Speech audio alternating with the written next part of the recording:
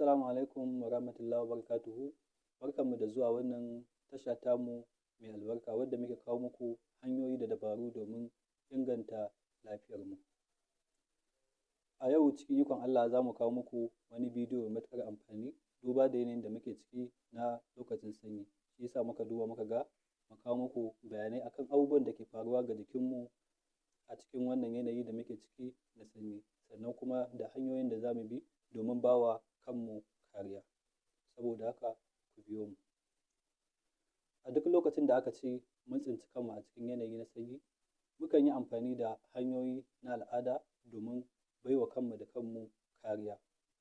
Mukan yi amfani da kaya da ake sakawa, kayan sanyi, wato kaya waɗanda za su hana ɗumi fita daga jikinmu, kaya masu nauyi. Sannan kuma wasu sukan zauna a cikin gidaddajinsu, wasu kuma sukan yi amfani da abubuwa na ɗumama ɗaki, wanda kamar a zamanance ana amfani da hita, a gargajiyance kuma ana amfani da gawayi, wato ana ɗaukar garwashin wuta a kai ɗaki domin ya bayar da ɗumi.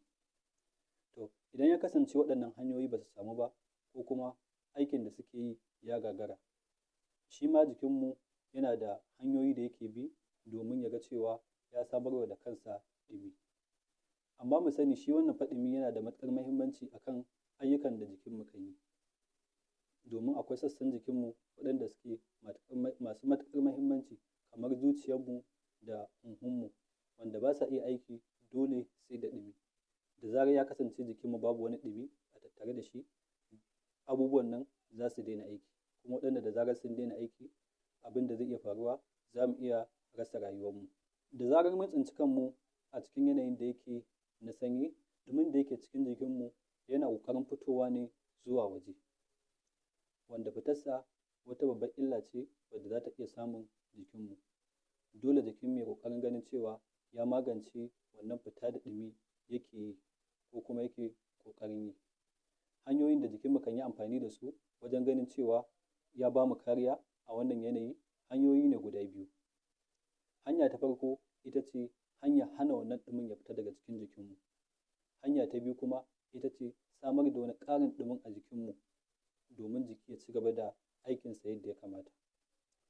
Hanya ta farko ita ce hanyar hana ɗumi fita daga jikinmu. Wannan abu na faruwa ne sakamakon rage yawan jini isa zuwa ga fatarmu.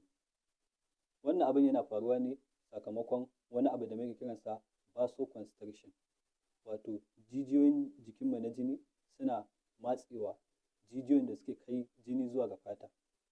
Idan suka matse ɗin nan, wannan yakan sa yawan jinin da yake isa ga fatarmu ya zama ɗan kaɗan. Zamansu da yake yi ɗan kaɗan, hakan na sawa ɗumin da yake fita daga jikinmu yana raguwa. Amfanin wannan hanya ita ce ɗumin da yake fita daga jikinmu ya ragu, domin ganin cewa abubuwan da suke cikin jikinmu masu matuƙar amfani, wato sassan jikinmu masu matuƙar amfani kamar hanta da zuciya, sun samu wadataccen ɗumi, wato an taskace ɗumin da jiki yake da shi zuwa ga waɗannan abubuwa masu matuƙar muhimmanci domin su ci gaba da aikinsu yadda ya kamata.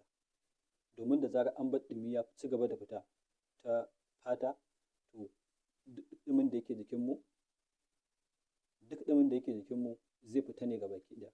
Da zarar kuma ya gama fita gabaki ɗaya, su waɗannan sassan jikin namu masu matuƙar amfani ba za su samu damar gudanar da aikinsu yadda ya kamata ba, wanda hakan babbar barazana ce ga rayuwarmu. Hanya ta biyu ita ce samar da ɗumi a jiki. Jikinmu yana ƙoƙari domin ya ga cewa ya maye gurbin ɗumin da yake fita daga jikinsa sakamakon tsintar kansa dai a cikin yanayi na sanyi. Babbar hanyar da jikinmu kan yi amfani da ita domin samar da ɗumi ita ce hanyar amfani da motsi da tsokokin jikinmu kan yi. Motsawar da tsokokin nan kan yi kan samar da ɗumi, wanda ɗumin nan yana taimakawa wajen maye gurbin wancan ɗumi da muke rasawa, da kuma samun ci gaba da gudanar da ayyukan da sassan jikinmu kan yi cikin ƙoshin lafiya ba tare da wata matsala ba. Samar da ɗumin nan ka iya kasancewa ta hanya biyu, ko dai jikinmu ya yi ƙoƙarin samar da hanyar da zai samar wa kansa motsin tsokokin nan da kansa, ko kuma mu yi abubuwa wanda suke na al'ada wanda za mu iya samar da ɗumi da karan kanmu, wato ko hanyoyin exercise, wanda za mu yi cikakken bayani akan abin da ya shafi exercise a nan gaba. Amma yanzu za mu mayar da hankali ne akan hanyar da jikinmu kan yi amfani da ita a karan kansa domin ya motsa tsokokin da suke jikinmu da karan kansa domin samar da ɗumi. Wannan hanya ita ce abin da ake kira da rawar jiki ko kuma rawar sanyi, wadda muke ganin tana faruwa a gare mu a yanayin sanyi ko kuma a lokacin da zazzaɓi ke ƙoƙarin kama mu. Ita wannan rawar jiki wani motsi ne da tsokokin jikinmu waɗanda ake kira da skeletal muscles kan yi. Motsin yana faruwa ne cikin sauri sannan kuma cikin gaggawa tare da maimaituwa. Wannan na faruwa ne sakamakon matsewa da tsokokin jikinmu kan yi, wato ko abin da ake kira da a turance constriction. Constriction ɗin da ake samu, wato ko matsewa, shi ne yake haifar da motsawar da jikinmu kan yi cikin gaggawa tare. Wannan motsi da jikinmu kan yi yana da matuƙar amfani wajen samar da yanayin ɗumi a cikin jikinmu. Sannan a mafi yawancin lokuta wannan rawar jiki ko kuma rawar sanyi tana farawa ne daga cikin gaggan jikinmu, daga baya sai ta yaɗu zuwa ƙafafuwa da kuma hannaye.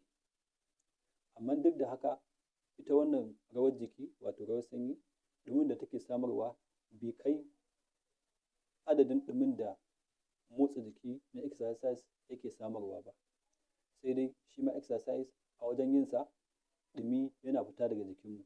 Dole sai mun kiyaye don ganin cewa a wajen yin exercise ɗin ba mu yi asarar ɗumi mai matuƙar yawa a tattare da mu ba, wanda shi ma hakan zai iya haifar mana da wata matsalar. Don kada wannan bidiyo ya tsayi, za mu dakata a nan, sai a bidiyo na gaba za mu yi cikakken bayani akan illolin da sanyi kan haifar, sannan kuma da matakan da za mu bi domin ba wa kanmu kariya daga wannan yanayin sanyi. A ƙarshe ya kamata mu kula, duk da cewa jikinmu yana ɗaukar wannan matakai domin ba wa kansa kariya, mu ma dole sai ya kasance muna amfani da hanyoyin da za mu kare kanmu, kamar saka kaya waɗanda za su hana sanyi ratsa jikinmu, sannan kuma da zama a cikin gine-gine wanda suke rufaffu, sannan kuma da amfani da dabaru na samar da ɗumi, kamar amfani da hita a cikin gidaje.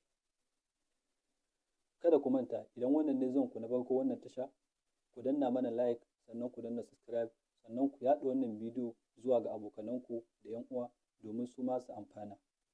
Mun gode.